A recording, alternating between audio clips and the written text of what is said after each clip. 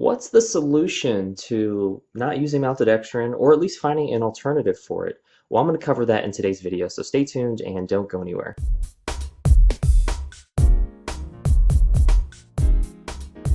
Hey, this is Lance McGowan, the Tropical Smoothie Guy, and there are some alternatives to corn-based maltodextrin or even wheat-based maltodextrin if you live in the US or even Canada, and so I'm going to cover that in the next section.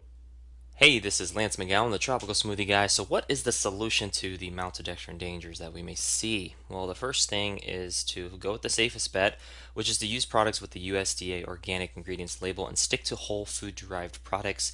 They will typically say on it organic, raw, and plant based on them. And so, that is going to be the best insurance to ensuring that you don't have GMO derived corn and therefore no maltodextrin that has that pesticide or even herbicide residue kind of built in or baked into the product.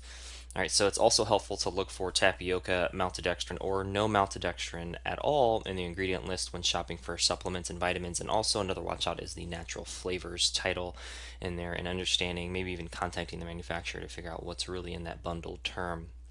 And finally, taking the time to inform yourself will help you make more educated decisions when it comes to the health of you and your family. And for the folks that are for GMOs or GM foods, it's important to look at both sides. The Non-GMO Project is a great resource.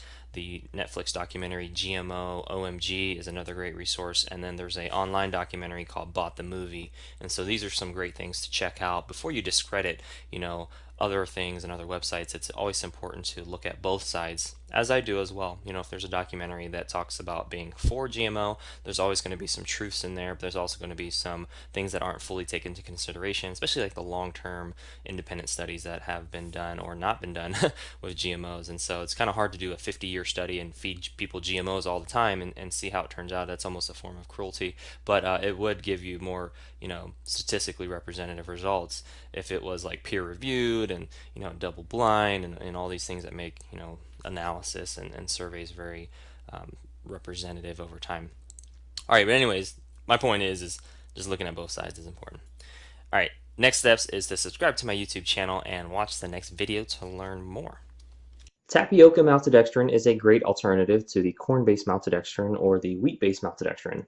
And so that is not going to be genetically modified, and it's not going to have any toxic chemicals or pesticide or herbicide residue, which is also a plus. And so when it comes to what your maltodextrin is made out of, it's always important to kind of look at the ingredient labels, and if it's not specifically stated, well, if it's most likely going to be corn, unless they'll state it if it's from tapioca usually. But if not, just asking the manufacturer, giving them a call or an email, and hopefully they get back to you, right? But if not, just going with something that is organic and looking at the ingredients is sometimes the best thing that you can do. Well, that concludes today's video. Thank you so much for watching. Make sure to click the subscribe button so you can watch more videos, or check out one of the links in the description box below to keep the education train on track.